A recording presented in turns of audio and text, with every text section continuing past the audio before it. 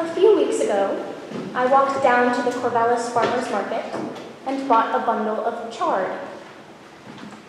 I don't particularly like chard.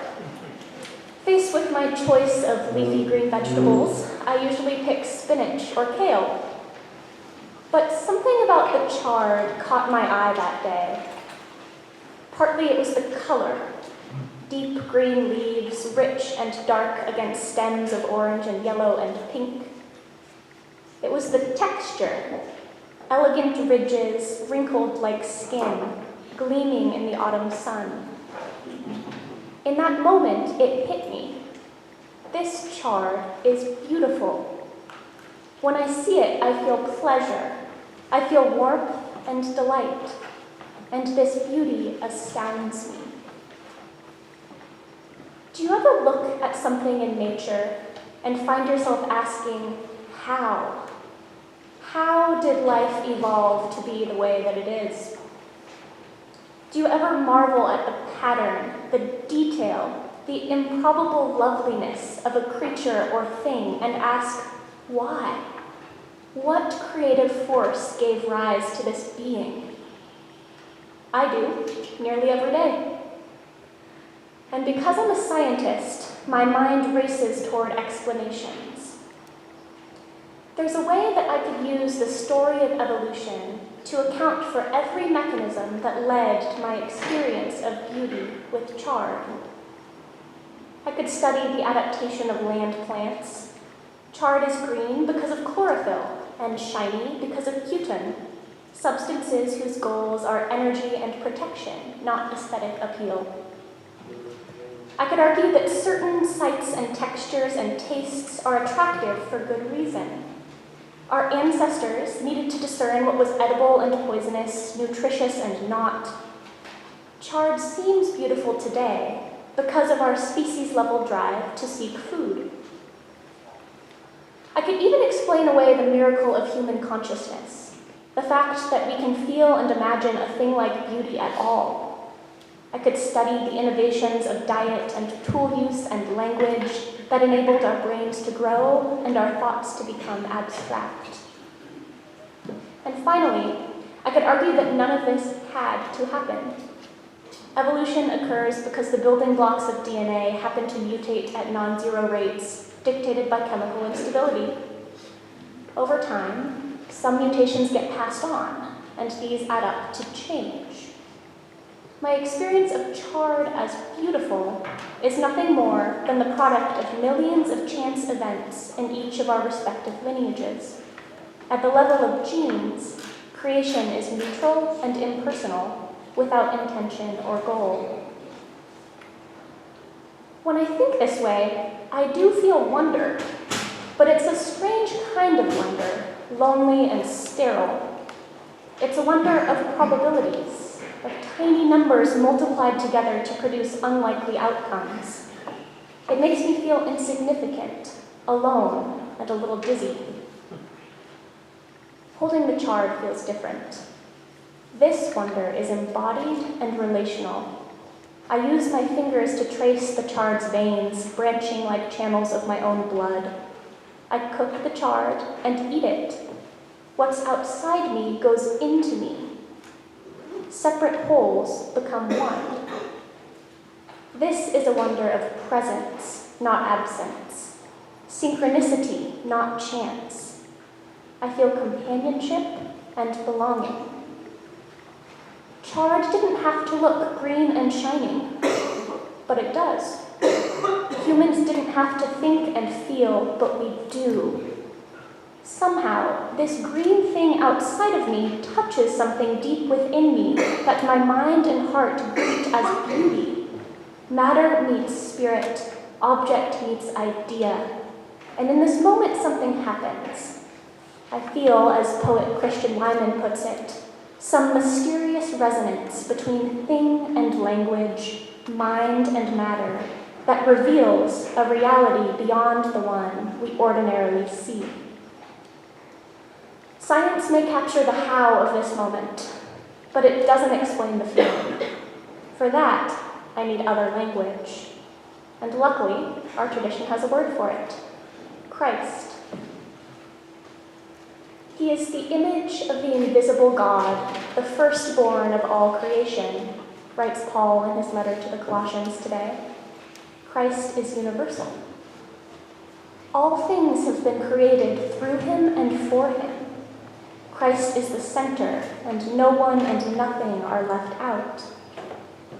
He is the beginning, the firstborn of the dead. Christ is beyond our linear notions of time or event. He is the head of the body, the church. Christ is universal, but his story meets us in particular situations and institutions to guide how we act. This passage helps me see my moment with Char as one small part of a larger story, a pattern at once expansive and particular, embodied and beyond physical bounds. It also brings all of us back to an important moment in the origin of our Christian story. Colossians is a letter written by Paul the Apostle, or someone very close to him, to a small church in the city of Colossae. It's 62 AD. Christians are fighting to establish doctrine and gather followers and avoid persecution. Paul himself is in prison. To make matters worse, no one can seem to agree on what Christianity means. The church at Colossae has been making trouble, blending Jewish and Gentile practices, teaching that people can achieve salvation through our own works alone. Paul writes this letter to set them all straight, and he doesn't mess around. He cuts straight to the core. There's this being called Christ, he tells us. He's both human and divine. He has defeated darkness and secured our salvation. He transcends earthly thrones and dominions and every definition of kingship we've seen in the texts today. And Christ's nature is enough to guide every decision and act. It's easy for us to forget the significance of Paul's claims. The miracles of the Incarnation roll off our tongues almost unconsciously. We believe in one Lord, Jesus Christ, the only Son of God. We spend our liturgical year following Jesus' life on earth, taking communion, walking the stations of the cross, reading the Gospels to relive his last days. These practices are important. We act out the miracles through words and ritual, letting Christ enter our bodies and hearts. But sometimes I find it powerful to return to a time before the story of Jesus became second nature. Moments like this one, when Paul and the early church writers first began to articulate the mystery of Christ and explore how it calls us to act. These texts take us back to a unique point of transition. It's not the invention of a whole new pattern or presence.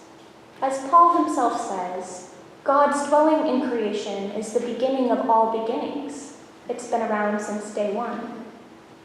Richard Rohr describes this as the cosmic Christ, an eternal love affair between God as spirit and God as matter, unfolding continuously for 14 billion years. But Paul's letter does represent a new plot twist in this age-old story. It's a move of personification, the precise moment when human consciousness began to name the cosmic Christ pattern as manifest in a historical being. And this plot twist mattered. Why? On the one hand, this is a question of theology. What is the relationship between the historical person of Jesus and the theological being of Christ? Scholars turn to Paul's text for answers. How the events of a human life, recorded through letters and stories and metaphors, transitioned from historical account to religious doctrine. But these aren't the questions I want to answer today, and they're not ultimately the value I see in the letter to the Colossians. Instead, today's passage calls us to look inward to our personal experience. Where does Christ as pattern meet Christ as human in our own lives? What situations make us lean on one or the other? Questions like these help me connect the disparate threads of my life where Christ shows up. My spirituality comes from experience. Nature is my chapel. I study pattern. I feel presence. I experience resonance between things outside me and ideas within me, feeling unity and meaning. In other words, I feel constantly the overwhelming presence of a cosmic Christ. And this feeling is equalizing. It's accessible to all of us, anytime. Every species, every atom, every wave of energy participates in the divine pattern. If I'd never so much as stepped into a church or heard the name Jesus, I could still hold a bundle of char, see beauty, and feel belonging. Yet I do come to church. Like millions of us every Sunday, I walk through these doors to participate in the story of Christ as Jesus, using particular props and words. I carry the cross. I help serve the Eucharist. And this feels important. There's something that human Christ can offer that cosmic Christ alone simply can't. When I have something to pray for, I don't begin, "Dear pattern of cosmic coherence." I gaze at the icon on my altar, look into Jesus' face, and offer my prayers to that Christ. When I feel overwhelmed by suffering, when the darkness and wrongness inside me feels too big to hold, I turn to a Christ whose human hands can reach down and lift the burden from my palms. When I face the reality of death or pain or cruelty, it's not enough to comfort myself with cosmic cycles of loss and regeneration in nature. I need to stare at the image of Christ's body, bleeding and wounded on the cross, to feel met in my suffering and trust that even here, there's the possibility of life. Where in your life do you glimpse Christ's cosmic pattern? And where do you seek the companioning presence of Jesus? Honoring Christ doesn't mean naming one level of experience as better or truer than the other. Being Christian means integrating both layers of story, weaving them together to feel belonging and act with love. This is the real value of Paul's letter to the Colossians. The text helps us hold these layers of Christ by inviting us back to a time before there was a clear line between one and the other. It reminds us that once upon a time, the story of Jesus was so fresh that people could see it for what it really is: the miracle of God's Spirit pouring God's self into matter. An event of different magnitude and consequence than my experience with Char, but a miracle just as worthy of delight and wonder and praise. Amen.